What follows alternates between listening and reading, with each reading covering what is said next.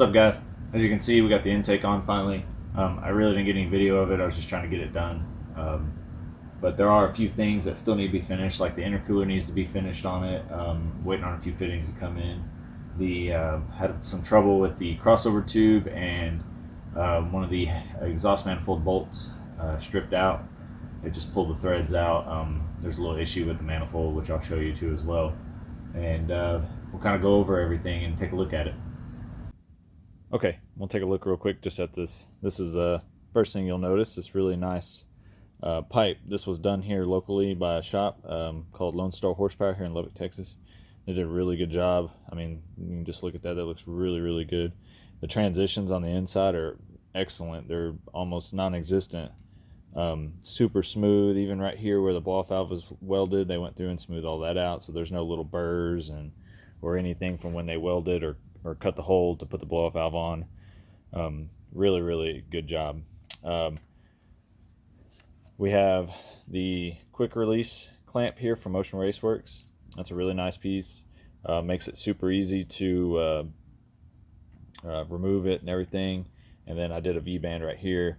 I did order a slip fit to begin with, and this was supposed to be just a coupler right here. But they accidentally sent me the V-band, so I went ahead and ordered the V-band and just V-banded the whole thing, which made it look a lot cleaner than having a coupler and then two clamps here. Just gave it a cleaner look. And then moving over here, we had some trouble with the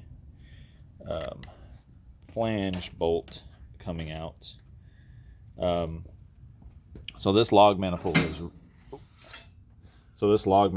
really just had better days. This flange is warped. I did put it on a belt sander, try to get it as smooth as possible. Made it better, but the flange is actually warped. It's not flat. It actually bananas a little bit. It's shrunk, and which was my fault. Trying to put some heat into it to kind of help straighten it out. We welded on some studs to a table, and we were trying to straighten it up. Ended up shrinking the manifold, which was a terrible idea to do. So don't ever do that with stainless. It will shrink it. I learned the hard way. Ended up having to drill all the holes larger to make it work, and it still was warped. So we did kind of patch it, but eventually this will all get redone. This bolt right here completely pulled out. It just pulled the threads out. It was tight. I didn't over tighten it or strip it or anything, and it threaded in real nice. This flange being warped like that, it just put a lot of pressure on this. So what I ended up having to do was put instead of putting a helicoil in, they call them easy locks. And I'll show you what they look like. They're basically, this is what they are. It is basically a steel sleeve that you just thread into. You drill it out to a M10 125. Oh, no, I'm sorry. M12 to 125, and then you'll tap the hole, and then you'll just use like a flathead screwdriver or something to thread it in. It already comes with thread sealant on it, or red Loctite, so it'll go in there real nice. And it'll have to have what they call, I guess, a Y bit is what I was told. I guess you can't just use a specific bit because the threads will be loose on I guess like a metric. Say like you did a M12 125 like bit, it wouldn't thread in correctly. It would thread in, but it would be kind of loose is what they told me. So they gave me this, what they call a Y bit. Other than that though, this does need to be redone eventually. This needs to actually be maybe some Schedule 40. I'd like to try to get it to stay in the same location so I don't have to redo this pipe here. That'd be ideal, but we'll have to see. As you can see, we are going to have to route our intercooler lines around, get that hooked in. And then also, right now I'm trying to get the wastegate put back on, and then I have to redo the crossover because the flex joint is starting to come apart. Last thing I need is a piece of flex coming apart in here, a piece of metal coming through and ended up in here, and then a bunch of disaster comes out this one. That would be the last thing we need, is all that coming out of there. Now there is a little trick, since this is V-band, which I'm sure some of you know that whenever you're trying to put that together, you need like 14 hands to push that down and put the clamp around. It makes it really, really difficult. What I've came up with, which would make it life a little bit easier, is one of these. So what you do is you take either a spare banjo fitting and a piece of hose, add it to here, go to say Harbor Freight and get you one of those little adjustable regulators, put this on there, hook it to your hose, make sure it's all the way down and off, and then slowly increase the pressure by turning the regulator till you get the pressure to pick up on the gate and the gate sits down easily. Then you can put your clamp on and makes life a lot easier. So you're not sitting here fighting it by yourself. If you had an old 2-bolt design, that's easier because you can just put the 2 bolts in and slowly back and forth until you get the gate all the way seated. And most of those have a gasket. Well, this needs to be perfectly sealed or mounted perfectly, which when you're trying to push down say a 12-pound spring, which is a lot to push down by yourself, and put a clamp on, especially when you're trying to put a clamp on that has they kind of pivots in the middle there, they're all wonky and they're real hard to put on. So I'll show you just how to use that and make you a little tool, make life a little easier installing these wastegates. All right, to start with, I'm going to take this off here. I already broke it loose, so that way I wouldn't be having to try to break it loose on camera. Then you just take your washers and transfer them over to the spare banjo bolt, which is here. Banjo fitting bolt, whatever you want to call it. Then you're going to take your wastegate again, and into the same port you have your line hooked into, you're going to put that back in there. And my camera went all wonky, so. Okay, and we're back. Now we got the camera set up a little bit better. Let's get back to where we were, which is, once I get this out of my pocket here.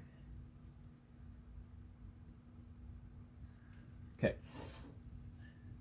So what you're going to do is put your banjo bolt, your fitting back in, your spare fitting. You can either do this with your spare fitting, if you have one, or just removing your hose and taking this end off and taking it, leaving it hooked to here, and then taking it off on the other end wherever you have it hooked up. So now that we have that hooked up, I'm going to get my hose and I'm going to connect it here. Being that these are only 6-pound springs, I shouldn't need any clamps, but we'll try it and see. So let me get the hose on there and then we'll come back to it. Okay, we got the setup in here with our regulator and our hose connected. I'm just going to kind of set this where I can get to it. Okay, so what we'll do is show you real quick so you can see how this works. So I'm going to add some air pressure to this by twisting the regulator, and as soon as you start putting some pressure to it, you'll see it open, depending on your spring rate, obviously.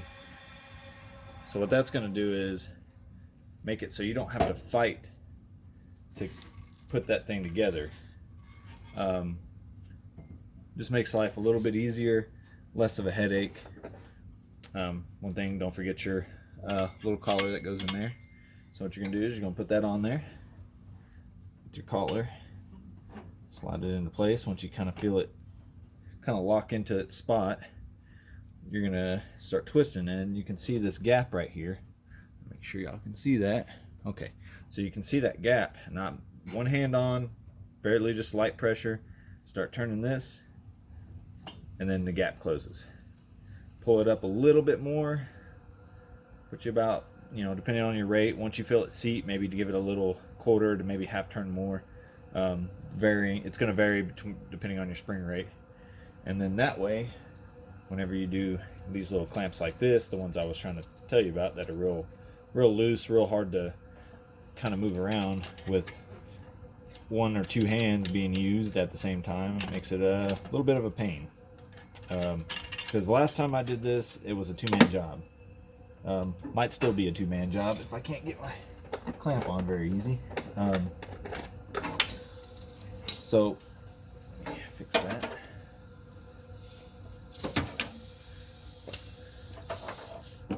Okay, fix that so it's not so loud.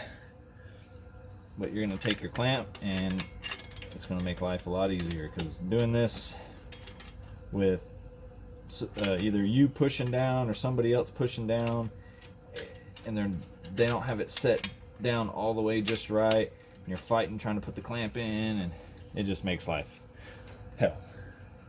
Next thing you'll do is you'll get your little bolt, which I have right here, which here's the nice thing, because if you need an extra little hand, you just can get a few fingers away and get your clamp put together. Alright, now that I did that, I'll just put this on here, and then of course just tighten it down. And that's it. That's pretty much all you do. Now I'll come in here and I'll tighten it down. I'll put me a little bit of WD-40 or something on there just to help lubricate the threads. I usually do that anyways, just because it'll burn off, and when you're going together you don't mar up the threads if there's a little bit of, you know, mess. If the threads get a little bit wonky, it doesn't it kind of helps go back together without tearing them up. I'm sure a lot of y'all have messed with V-bands and came apart fine, then going back together it just starts cross-threading and it gives you a whole mess of stuff. So I always give it a little bit of lubricant on the threads, taking it off and putting it on. Just helps keep stuff from getting messed up, because over time with this heat, especially right here on this, it's gonna start degrading the material a little bit. So let me get over here and I'll get it tightened down, and we'll get it clocked and set where we need it to be. All right, let's take the air pressure away, and we should be back to the way we need to be. Okay, the tool setup's pretty simple. It's just a female air chuck line to a 1/2-inch hose barb. Just thread those together, and then get you a piece of hose that'll fit, and then you put you a spare banjo bolt on there, or banjo hose or whatever. Now you could just use this piece and disconnect your line from your boost controller and then just plug it in, and you wouldn't even have to touch the banjo bolt. But this is essentially the tool. Go to Harbor Freight and pick you up just one of these regulators. Doesn't have to be anything fancy. It's just something to move the gate, and it makes it work easier. And then the only other thing you'll need is air. So if you've got an air compressor, it doesn't have to be very big. It could be a small pancake compressor, just something that can put some pressure to that for an extended period of time to install the gate. Give yourself about a few minutes to put it on, so you're not fighting it for 30-45 minutes.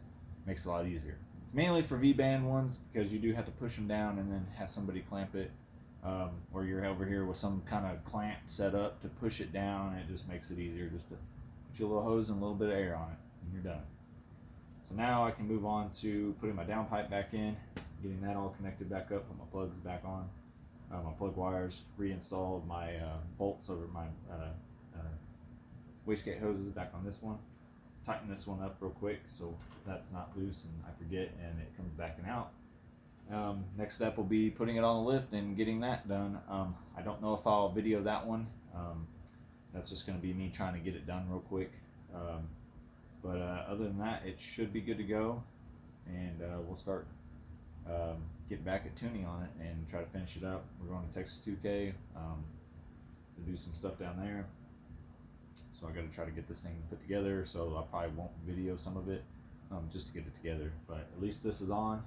I've drove the truck. I drove it to get the pipe done. They put the pipe together, and then I drove it home, waiting on my turbo guard to come in. And other than that, though, it's pretty much ready. For the most part, other than my intercooler lines, I got to get a couple fittings, some 3/4 inch hose. I would do A in line, but just not enough time, and trying to just get it done quicker. So it'll just be like hose barb AN fittings, and then I'll clamp it and run it out to the back, and then I have a new intercooler tank to put in the back. We'll get that put in. Shouldn't take but a few hours to knock that out, and other than that, we'll be back up and going. The biggest thing I got to do is that crossover tube with the flex. It started to come apart. You can see on the inside of the tube where the metal it kind of goes like this and grabs the flex joint in there, one part had peeled up and came in, like it melted and started to come inside. So I don't know if that's what, maybe that's what caused my other turbo to grenade, but let's not grenade this one. And we'll get everything done and we should be ready to go. So I hope you enjoyed the video. Give it a like and subscribe, and we'll catch you at the next one.